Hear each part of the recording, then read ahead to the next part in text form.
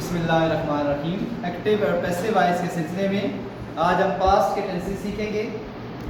Past indefinite, past continuous, past perfect. Active से passive बनाने के 5 स्टेप हमने सीख लिए हैं और वो हमें याद है।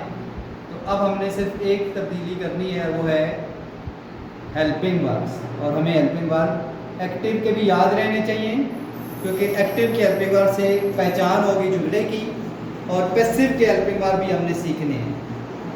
तो सबसे पहला टेंस है पास्ट इंडेफिनेट। ये जो हेल्पिंग वर्ब लिखे हुए हैं ये हेल्पिंग वर्ब्स हैं, ये तीनों के पास्ट इंडेफिनेट, कंटिन्यूस और perfect helping verb. Past indefinite के हेल्पिंग वर्ब है वाज और वर, और इसके एक्टिव के हेल्पिंग वर्ब याद है डिड।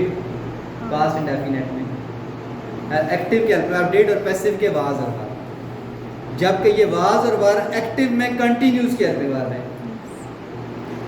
और यहाँ पे कंटिन्यूस में वाज और वर के साथ बीइंग, जैसा कि कल हमने सीखा था, इज एम आर के साथ बीइंग, क्योंकि ऊपर आईएनजी होगा तो नीचे बीइंग।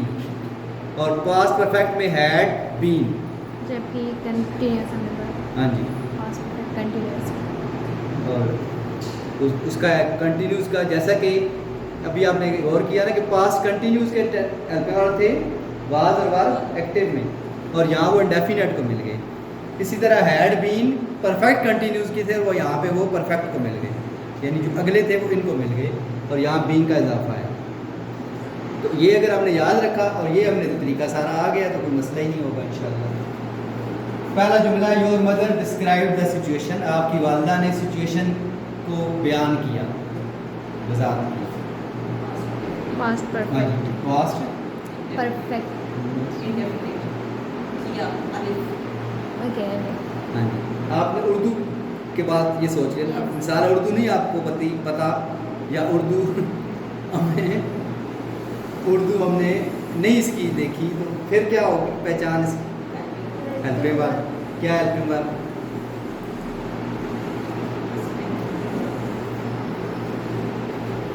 कोई नहीं है ना।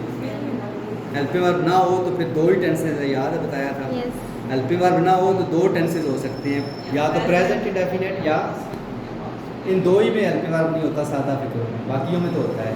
जब हेल्पिंग वर्ब नहीं है तो आपने अब ये पता चल गया कि दो ही होंगे, या तो प्रेजेंट इंडेफिनेट या पास्ट।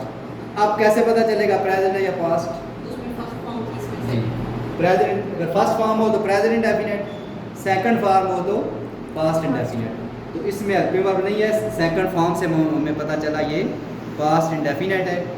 तो अब हम बनाएंगे, इसका ऑब्जेक्ट है द सिचुएशन, ये ऑब्जेक्ट है द सिचुएशन।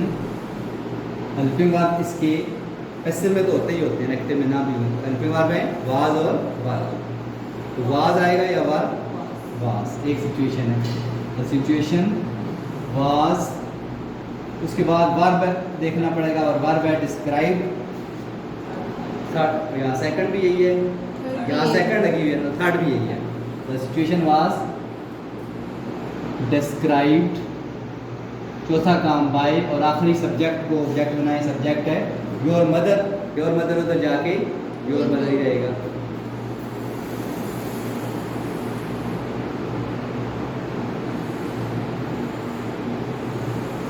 मुकम्मल हो गया जी। दूसरा है did the crowd raise slogans.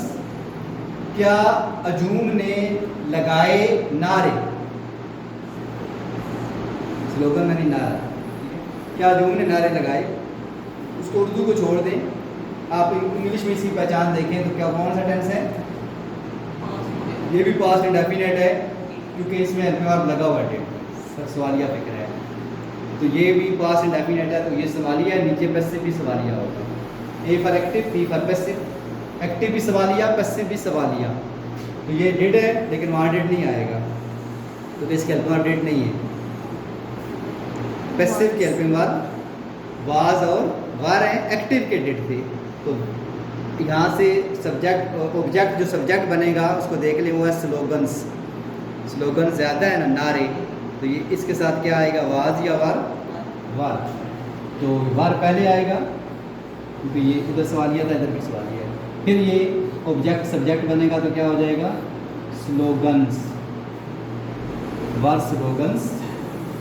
उसके बाद थर्ड फॉर्म थर्ड फॉर्म, यहाँ सेकंड लगी हुई है, रेज, थर्ड भी यही है, were slogans raised by by the crowd the crowd the crowd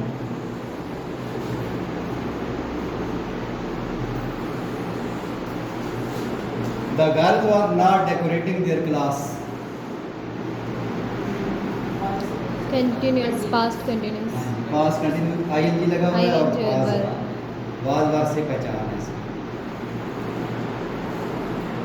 तो नॉट वाला फिक्र है, नीचे भी वाज वार आएंगे और साथ क्या आएगा, बी। Being. ऐसा ही है, तो क्या बनेगा, बनाएंगे their class their class were not was या वार, क्लास थे वाज वाज, वाज ये कलेक्टिव नाउन है। कलेक्टिव नाउन पता है कि वो नाउन जो जिसमें काम बंदे ज़्यादा हों लेकिन होता वो वाहिद के तौर पर इस्तेमाल है। जैसे क्लास में 20, 30, 40, 50 हो सकते हैं, लेकिन सिंगुलर के तौर पर यूज़ होगी। इस तरह और भी बहुत से इसकी मिसालें, आर्मी है, पुलिस है, जिसमें ज़्यादा लोग होते हैं लेकिन वाहिद के तौर पर। देयर क्लास वाज, और बीइंग भी आएगा लेकिन नॉट है, तो Not क्या है। बनेगा, was not was not being. ठीक हो गया। डेकोरेटेड डेकोरेटेड, डेकोरेट है ये, आईएनजी इधर चला गया, डेकोरेट से डेकोरेटेड थर्ड फॉर्म,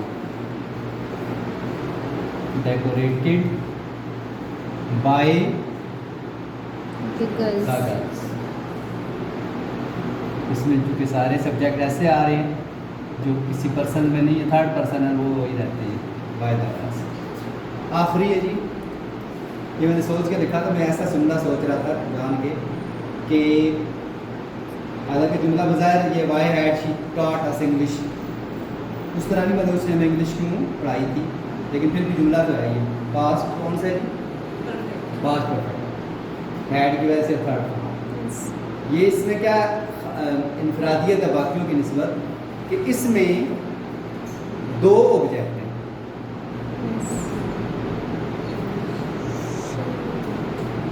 काम इसमें है टाट, पढ़ाया। अब जिसे पढ़ाया वो भी ऑब्जेक्ट है, जो पढ़ाया वो भी ऑब्जेक्ट है।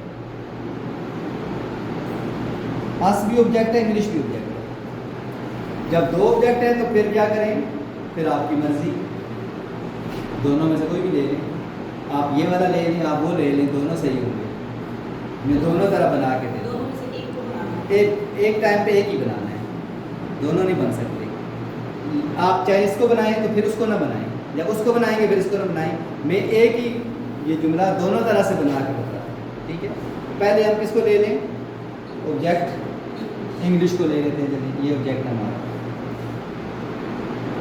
इंग्लिश, सॉरी क्योंकि ये भी देखना पड़ता है, ये सवालिया वाई तो नीचे भी वाई आएगा, और हेल्पिंग वर्ब है तो वो भी आएगा वाई, फिर क्या आएगा, हैड, ठीक है, क्योंकि हेल्पिंग वर्ब है हैड बीन, क्योंकि सवालिया फिक्र है हैड, फिर ऑब्जेक्ट सब्जेक्ट बनेगा, फिर been. Why had English been, why had English been. उसके बाद वर्ब टाट, तो ये वही है, थर्ड फॉर्म लगी हुई है, नीचे भी थर्ड ही लगानी है, टाट। इसमें फिर ये चीज़, एक चीज़ फालतू लगानी पड़ेगी इसमें कि इंग्लिश नहीं पढ़ाएगी, किसे, हमें, टू अस, ये अस भी रहेगा कायम, तो यहाँ टू इजाफी लगाना पड़ेगा कि किसको पढ़ाई जा रही है, टू अस। इंग्लिश क्यों पढ़ाई जा रही है, हमें, बाय शी, शी उधर जाके क्या हो जाएगा,